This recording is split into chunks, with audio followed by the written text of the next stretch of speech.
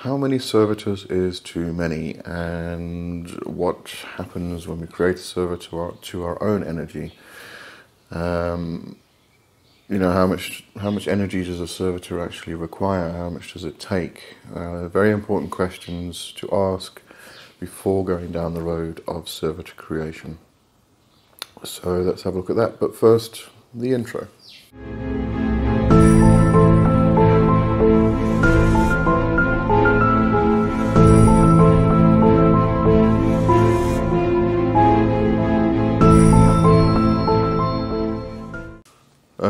Before I get started on this video, I just want to remind everybody I do have a sigil course. It's a live online course which I've started. It's actually starting, it's a 4-week course. It's starting on the 19th, which is this Saturday. So if you want to get in on that, just go to leewjohnson.com and book your spot for that. It takes place over Zoom. And I am going to be creating a servitor course, live online on Zoom, probably a 4-week course as well, coming up. So watch out for that. I'll announce it when it actually gets launched. And now onto the video.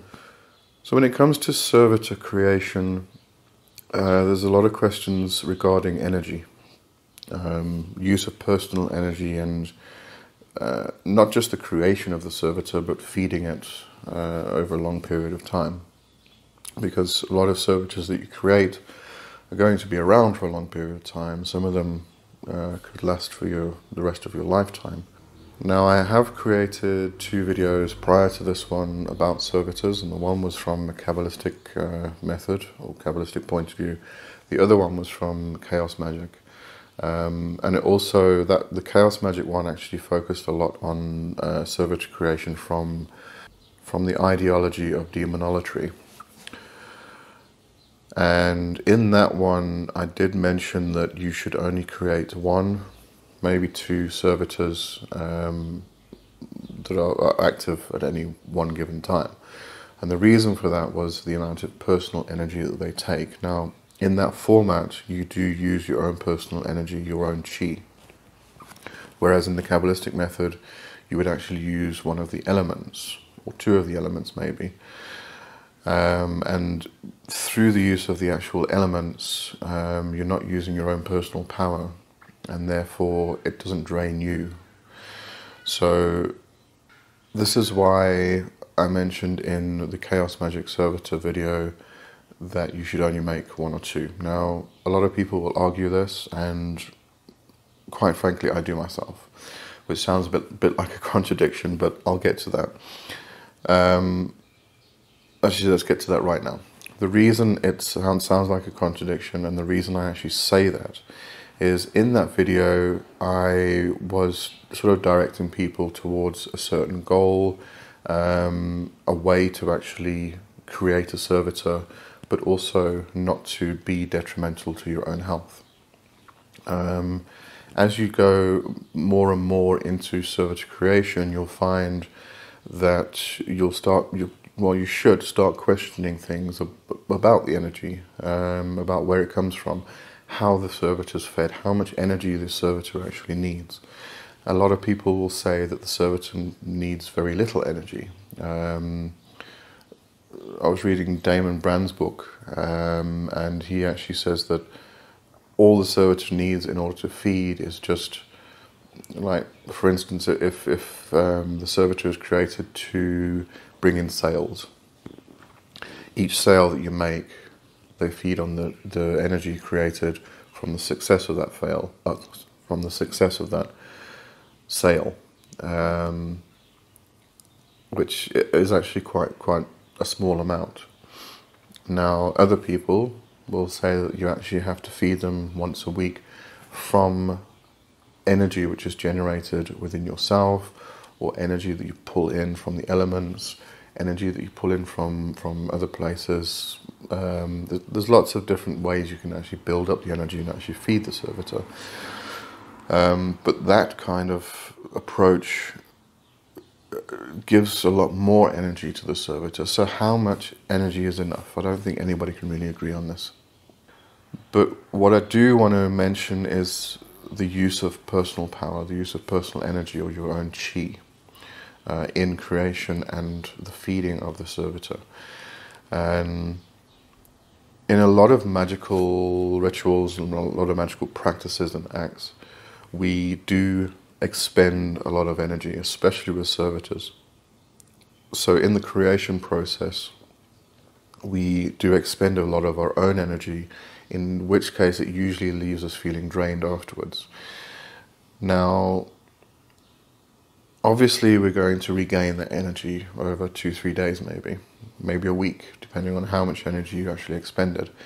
But during that period, you have to remember that your energy level, your chi, is so low that you are actually susceptible to disease and illness and things like that, because you don't have the protection.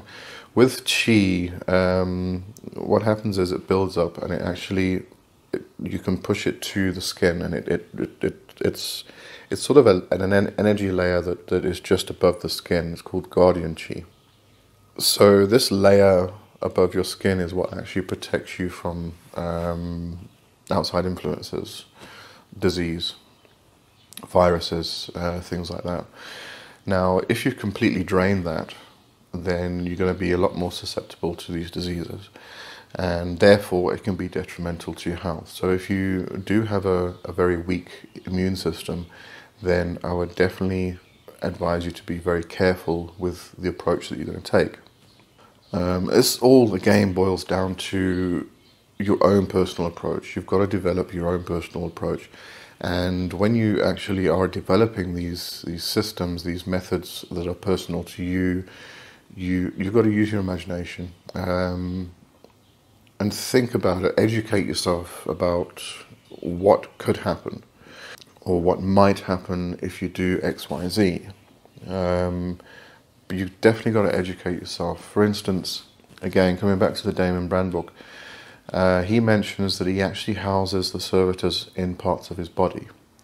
So it might be, the servitor might be housed on the tip of the tongue, one might be housed on the tip of the index finger, one might be housed on the tip of the right thumb, or the whole right thumb, or something, just parts of the body really. Now, that gave me the idea that once a week or once a month, probably once a month, what I could do is, if I've got multiple servitors, I could actually build up my own guardian chi and then allow the servitors to actually feed off that chi and then build it up again. Now, because I do qigong daily, I do build up my chi quite extensively. But the problem there is, until you can actually gauge how much energy the servitors are taking, especially on a collective basis, you could end up depleting your entire guardian chi and therefore become unhealthy. It would definitely become an unhealthy attachment, let's put it that way. So it really does need to be looked at from a person-to-person basis. I mean, myself, for instance, I've known for a long time that I do generate a lot of energy, just naturally. And incidentally, if you actually suffer from restless leg syndrome, you might want to consider that you actually do build up too much energy. And you might find that if you actually do practices like qigong, especially those practices of neigong, where you are actually, you get your external, which is your movements, you're pushing, you're building up energy in your limbs, and then you move into the internal, where you actually draw that energy back in and take it to the dantian, etc., etc. It's a very long explanation and process that happens. But you might find that if you do practice these internal methods, then you can actually draw the energy out of your legs. And I often find that I get it in my arms as well when I go to sleep, when you're trying to go to sleep and my legs are flopping around because the nerves are doing this. then you can actually use those internal methods to actually draw the energy in from your limbs into your dantian, and then it might just, you know, if you do suffer from restless leg syndrome, just see if it works. Just abstract, thought I'd mention that anyway. So some people do build up a lot of energy naturally. Other people don't. Other people will find that it depletes very easily. It depends on your lifestyle. It depends what you eat. It depends what exercise you do. I mean, I don't do that much exercise. I do qigong and meditation. That's it. And I move my mouse around on my keyboard or on my computer. But again, this all just becomes personal to you. So how many servitors should you create? Depends on you. There is one other thing I did want to mention here. In the video for the Chaos Magic Servitor that I created previously, I'm linking to both videos, so if you click the little I think it should be over here, you'll see those videos. I did mention in there that during the creation process, and the creation process is a 7-day process, on each day you use sexual energy, orgasm and sexual fluids to create the servitor, and then on the last day you launch it, and then you can feed it with blood afterwards. Now, since learning more and more about Qigong and about the actual processes of Qi and how Qi flows through the body, and especially going into yogic practices and Taoist practices, Chinese medicine and things like that, what I have discovered is that for men, as I mentioned in a previous video, this doesn't really apply to women, because during orgasm women actually retain their Qi, whereas men actually expel it. So if you are going to be having an orgasm over a 7-day period every day, you're going to be losing Qi progressively over those 7 days. And at the end of the 7 days, you may not actually have enough energy to actually launch your servitor properly. This seems to be overlooked. It's just something that I was thinking about, and I thought I'd mention it. So I have changed my process now. If I do use orgasm and sexual ecstatic states in order to launch a servitor, then I'll actually only use that on the last day.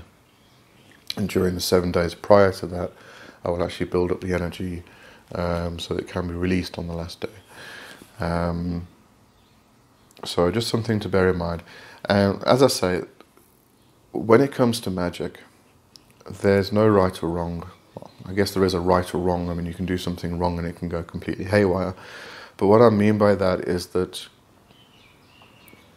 if somebody says this is the only way, they're talking shit. There is no only way. There's lots and lots of different ways you can accomplish a task, accomplish the act of actually doing magic. And you have to find the one that works best for you. And whereas I learned previously to do it a certain way, I've now adapted because I've learned something else which could contradict that. So you've got to keep developing and building up. And just make sure that you adapt and grow. Don't get stuck in a rut thinking this is the way to do it and there's no other way, because you've got to keep developing yourself, you've got to keep growing yourself. So, you know, keep adapting, keep growing, and you'll become better and better and better as you go. And it never ends. So that's what I wanted to talk about today, just to cover those bases. And again, how many servitors is too many? I actually create multiple servitors. I don't stick to one or two.